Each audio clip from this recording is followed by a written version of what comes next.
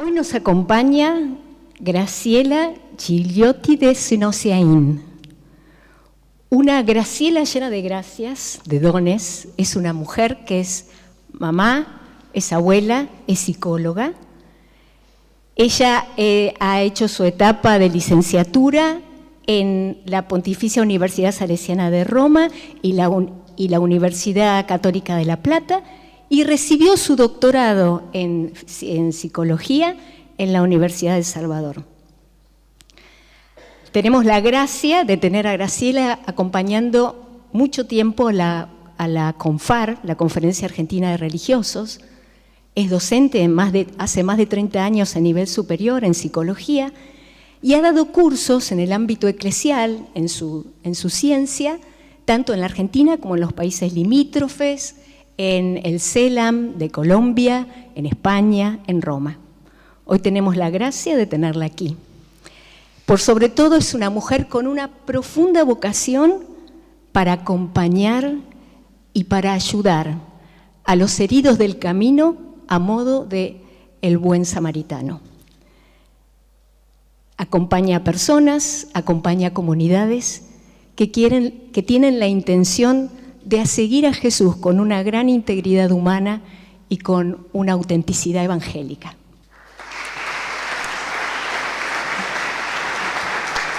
Bueno, buenos días a todos y a todas.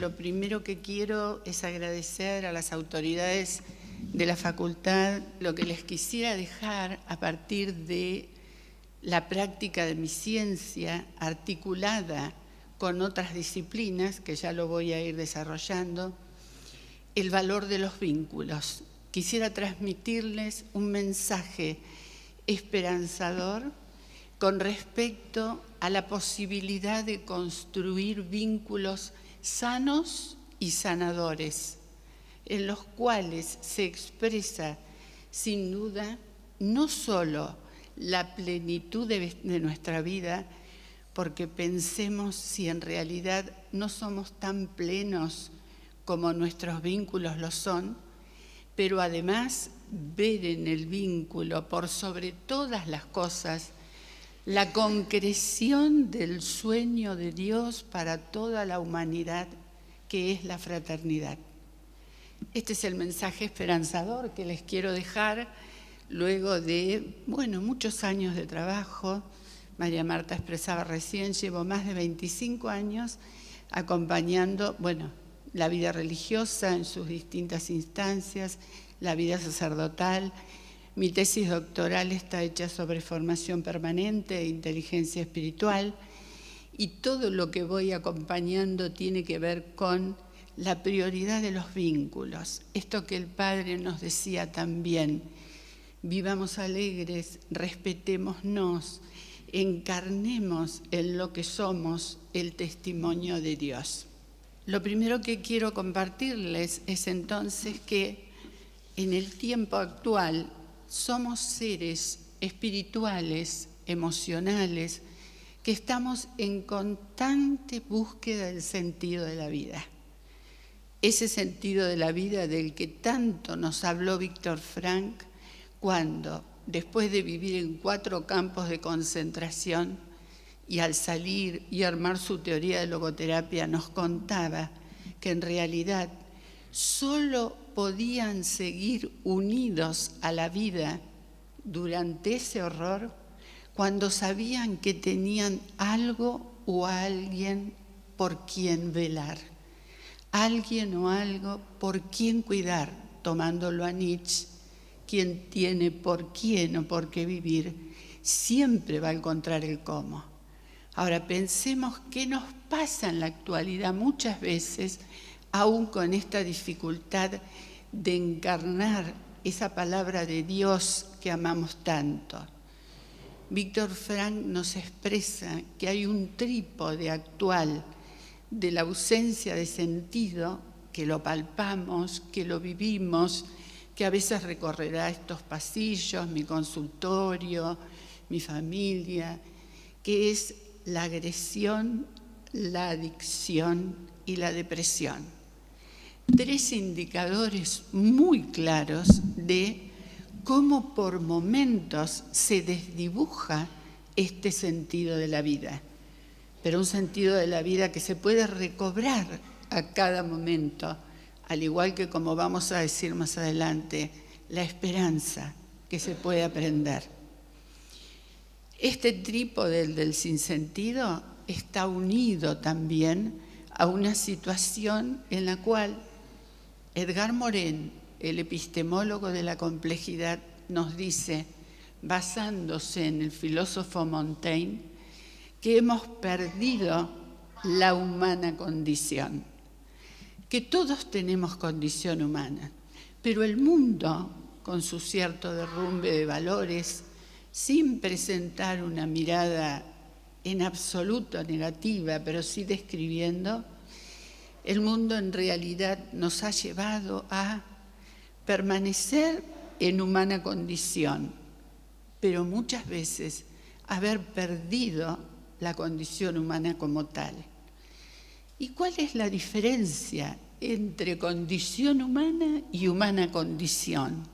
Desde el trabajo vuelvo a repetir, para desarrollar esto me estoy guiando en Edgar Morin, creador del pensamiento complejo, un filósofo muy reconocido que está a punto de cumplir sus 104 años en el mes de junio. Y él nos decía, en realidad hemos perdido, y acá tenemos la Laudato Si, tenemos documentos de iglesia que también lo testimonian, la humana condición. ¿Y qué es la humana condición? Esa condición que tiene dos dimensiones. Primero, la posibilidad de la introspección, la vuelta sobre nosotros mismos, en el sentido, por ejemplo, tomando en parte lo que decía el padre, ¿cómo me planteo y cómo pienso la manera en que afecto los ambientes donde estoy? Algo muy concreto. Tengo que ver, ¿cuánto tengo que ver en esto que sucede en lo vincular, en los ámbitos institucionales, en mi vida, en el testimonio a los demás? Pero también hay una segunda dimensión, que es la que está en este documento que les menciono, que dicen la humana condición tiene que ver con recuperar, más precisamente la palabra es regenerar, que uno puede pensar mucho en la regeneración de tejidos que se han quemado, la regeneración de la vinculación, la condición vinculante de nosotros, con nosotros mismos, con otros hombres, con la naturaleza, con la especie, con el planeta y con el universo. Todo esto ocurre en un tiempo donde, como dice un autor que ha trabajado para la UIS, que nos habla de abrazar la vulnerabilidad y su poder transformador, este es el tiempo en el que somos probadas en nuestra alma. A ver si somos capaces de salir de cierta comodidad para transformarnos, para estar presentes de otro modo, para que en realidad salgamos de esa zona de confort y decidamos por la vida, porque muchas veces esta pulsión de vida, este deseo de vida, se va apagando en las situaciones de vida actual. Entonces él dice, abracemos la vulnerabilidad como condición para nuestra potencialidad. Sabemos que donde está la herida está el potencial, pero claro, en realidad transformarse no es una planificación, es una peregrinación y exige mucho anhelo, mucho deseo, mucha confianza, una fe que lejos de ser repetitiva, es una fe vivida como tal. El tiempo actual también está caracterizado, y ahora dejo atrás a Edgar Morin para usar un poquito las ideas del filósofo y pensador catalán José María Esquirol. este tiempo es un tiempo caracterizado por 3 términos: incertidumbre, intemperie, desgaste. ¿Qué es la incertidumbre? Y ahí vuelvo a Edgar Morin. Incertidumbre es en realidad tener la certeza de que no podemos de ninguna manera controlar el futuro, controlar nuestro destino. Y él se anima a decir, la felicidad del hombre actual tiene que basarse en lo incierto, cuando en realidad pueda no intentar eliminar, sino abrazar constructivamente esa incertidumbre. Una incertidumbre que tiene como respuesta la esperanza. Por eso dice Edgar Morin, mientras la incertidumbre nos rige, la esperanza nos guía. Y define la vida como un islote, en realidad dice, es un río de incertidumbre, pero con islotes de certeza. Y yo me atreví a pensar que la incertidumbre probablemente sea la condición para un abandono cada vez más lúcido en Jesús. Porque solo cuando decimos que se haga tu voluntad, estamos trabajando desde lo incierto, viendo todo lo que en cada momento nos puede dar. Con respecto a la intemperie, estaría entonces esta incertidumbre que tiene una respuesta clara, que es la esperanza.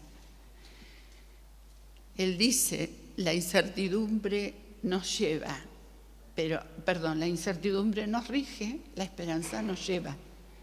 Esa esperanza que tiene tanto que ver con el entusiasmo, que tiene que ver con sentir que lo mejor en la vida todavía puede no habernos pasado, que tiene que ver con entusiasmo, que tiene que ver con testimoniar a Jesús, que tiene que ver, como dice Mariola López en uno de sus últimos libros, ver que estamos bendecidos por las ganas de vivir, que en realidad es, el texto de Ezequiel, ¿no? Vive, porque lo que tenemos que comunicar en este tiempo es la vida. ¿Qué es la intemperie? Esquirol toma de Heidegger una definición, una idea, ¿no? Acerca de que nosotros somos pequeñas y precarias verticales paradas sobre la horizontalidad, mirando el cielo a la espera de los dioses. Pero esa intemperie supone mucha erosión, supone disgregación y supone, por sobre todas las cosas, el riesgo del desgaste de lo que nos une. Por lo tanto, dice, la intemperie pide amparo. Y ahí empieza a desarrollar su maravillosa teoría del amparo, donde nos dice que el amparo tiene que ver, y van a ver cómo lo podemos concretar, ¿no? Para que no quede en una teorización. El amparo tiene que ver con cuidar, con proteger, pero tiene que ver con cuidar y proteger que algo no se desgaste, que algunas fuerzas del mundo externo no lo erosionen. Y yo me pongo a pensar mucho, si el amparo no es en la vida religiosa el carisma y sobre todo en toda vida la custodia de lo que nos une. Cada uno es responsable de custodiar como sagrado lo que nos une. Porque sin uno de nosotros la vida no es lo mismo. Y porque si estamos bien con los otros, que son los únicos que nos sostienen de pie, con sentido, la vida tiene otro sabor y tiene otro color. Entonces él dice, la intemperie pide amparo. ¿Y qué es el amparo? Cuida lo que te une, porque sin unión, con disgusto, con todo comienza a ser distinto. Inclusive me atrevo a pensar que se desdibuja la idea de Dios en nosotros. Ese Jesús que a veces hasta se dejaba engañar hasta que el otro tocara su verdad. Pero ¿qué hacemos para custodiar permanentemente lo que nos une? Y acá me viene el primer biógrafo de San Francisco de Asís cuando decía, probablemente, aunque seamos hermanos, siempre el desafío es querernos como quiere una madre. ¿Cómo quiere una madre? Pensando que le pase lo que le pase a un hijo, siempre tiene posibilidades de más. Ese es el amparo.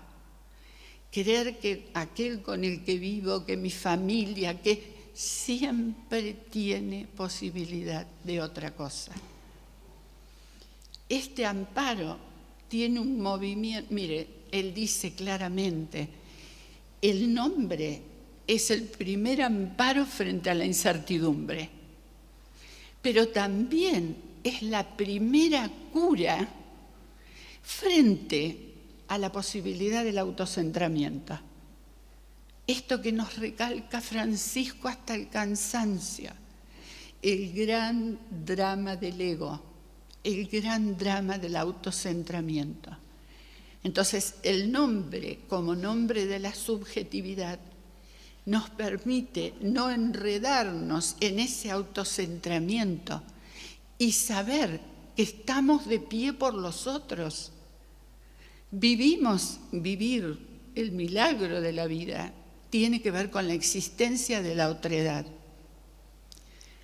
Pensemos entonces que ese nombre me permite salir del autocentramiento y entender que en la vida el sentido solo se da a través del milagro del encuentro con otros y el milagro de la palabra como tal. El movimiento complementario, él lo llama resistencia íntima.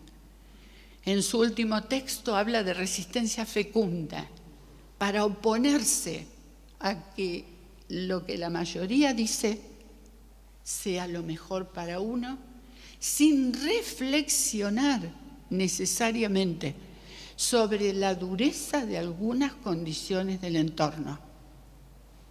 La resistencia íntima viene desde lo más profundo de nosotros mismos y tiene que ver con no querer poder, no querer dominar, no querer colonizar ningún tipo de pensamiento, sino tiene como base el desarrollo de una inteligencia estratégica, de una inteligencia espiritual, que es en realidad la capacidad de pensar el sentido de las acciones que llevo adelante. ¿Para qué? Para poder autoorganizarme y perseverar en lo que creo que es lo apropiado. Esta resistencia es como decir, bueno, no me desanimo, por eso tiene tanto que ver con la esperanza. No me desanimo, avanzo. Esta persona no es solo su límite. Lo mejor puede no haber venido todavía. Avanzo resistiendo íntimamente. Ahora bien, si vamos a lo más concreto, y algo que también enunciaba el Padre, ¿cuáles son los ámbitos para ampararnos? Porque parece un concepto tan teórico. Y él dice, hay 4 ámbitos puntuales que tienen que ver con ampararnos. El primero, la cotidianeidad. El encontrarnos en el pasillo, el saludo, el día a día de la cotidianeidad es fundamental para acompañarnos, para encontrarnos, para buscar sentido juntos y para desarrollar los gestos más hondos de lo humano, como es el amparo. Los gestos hondos que en realidad vienen de la mano de la repetición porque la repetición tiene diferencia y tiene riqueza. En lo que se repite puedo desarrollar ese amparo. Y cuando lo pensaba venía una frase de, miren, lo cotidiano cuando estamos enfermos, qué bueno, volví a la normalidad. La normalidad tiene algo de exquisito, tiene algo de regalo. Sin embargo, la cotidianeidad muchas veces fue menospreciada. Pero yo recuerdo el tiempo de la pandemia, cuánto necesitábamos una cotidianeidad, cuando el tiempo y el espacio se nos habían desdibujado y dormíamos de día y nos despertábamos de noche, como para revalorizar la cotidianidad que tantas veces es menospreciada. Yo siempre pienso, agradezcamos la cotidianeidad, porque cuando la cotidianeidad termina, lo único que anhelamos es volver a ella, con lo que tiene de exquisito la normalidad. Otro de los ámbitos, la casa. Él dice muy claro en su último libro, expresa, a la escuela o a la facultad vamos, a la casa volvemos. ¿Qué es la casa? El espacio seguro, el espacio de protección, el espacio de encontrarnos, pero por sobre todas las cosas, es el espacio al que volvemos para al salir mantenernos de pie, unos al lado de otros, tolerando la erosión y la corrosión de la intemperie. La casa es el lugar donde vuelvo a recuperar confianza en mí misma, que es la única posibilidad existente de vida. En la casa recupero fianza, en la casa recupero fuerza del cansancio físico, del cansancio social, de la intemperie. Otro de los ámbitos también mencionados por el Padre, yo digo como sopla el espíritu, el lenguaje. El lenguaje en realidad que está pensado para contarnos el mundo, para informarnos, para entendernos. Y José María Esquirol dice, se queda corto. El lenguaje tiene que ver con poder ser franco. El lenguaje tiene que ver con la entereza propia de la sinceridad, que no es brutalidad, porque el lenguaje que ampara cuida lo que dice y cuando lo dice y sabe que no es necesario decir todo. Esta es una de las dos prácticas de la sinodalidad, saber cuándo hablar y saber cuándo callar. Pero la sinceridad y la entereza tienen que ver con poder ser uno en todo aquello que uno dice, sin caer en palabras vacías, palabras aprendidas que no fueron atravesadas por emociones y por sentimientos. Y el último ámbito en el que podemos de alguna manera ampararnos es la comunidad.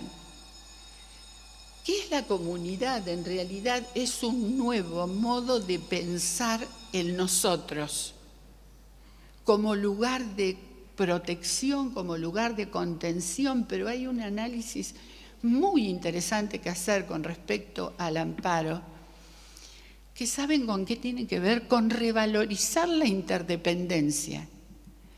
En un mundo que promueve el ser uno, el individualismo, tenemos que volver a recuperar la riqueza de la interdependencia, porque somos en realidad, porque vivimos con otros que nos ayudan a mantenernos de pie. Junto con esto hay otras ideas del amparo que la voy a ir citando como para volver las conductas más o menos concretas. Comprender el milagro del encuentro, tener en cuenta la posibilidad de amar sanamente, Aquí yo hablaba del padre José María Recondo en su libro Aprender a amar como pastores, cuando en realidad él nos dice que el amor sano tiene que ver con ser capaces de amar lo inesperado, lo que nunca hubiéramos deseado que los demás tengan, con construir un tipo de sensibilidad que es la sensibilidad evangelizada, que viene de la mano de dejar de lado la sola crisis del ideal del yo para decidir como hija o hijo amado de Dios qué quiero que me habite. Tenemos que construir un tipo de sensibilidad que nos ponga a resguardo de la fría insensibilidad que nos deshumaniza. Tenemos que trabajar mucho el tema del perdón, poder entender, como decía Derrida, que el perdón es en realidad un don incondicional. ¿En qué sentido? En que no exige transformación, no espera confesión, pero en realidad puede simbolizar el dolor de un daño vivido, puede historizar el dolor, puede dar vuelta a la página y puede seguir adelante con un proyecto vital.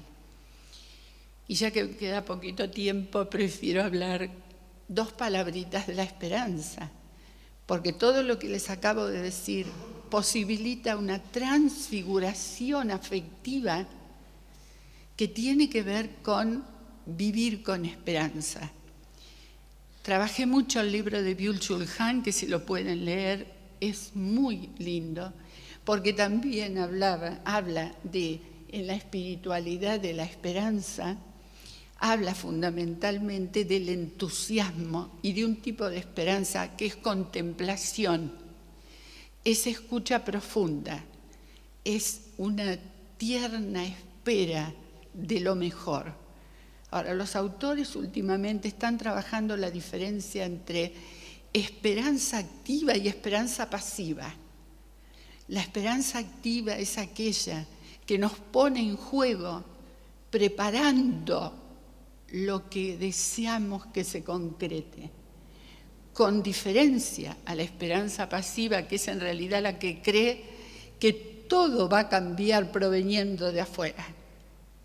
En realidad la esperanza activa nos permite empezar a partir del conocimiento de la realidad, pensar en lo que desearíamos, poner direccionalidad, empezar a dar los primeros pasos, poniendo en marcha un tipo de inteligencia que tiene que ver la manera en la que me manejo en el mundo por los valores que quiero testimoniar. Y a partir de allí plantearme por qué a veces nos cuesta tanto llenar la vida de vida. ¿Qué nos pasa con la esperanza? ¿Qué nos pasa en realidad con los límites de los otros? ¿Qué nos pasa que no podemos volvernos adictos y adictas a la esperanza?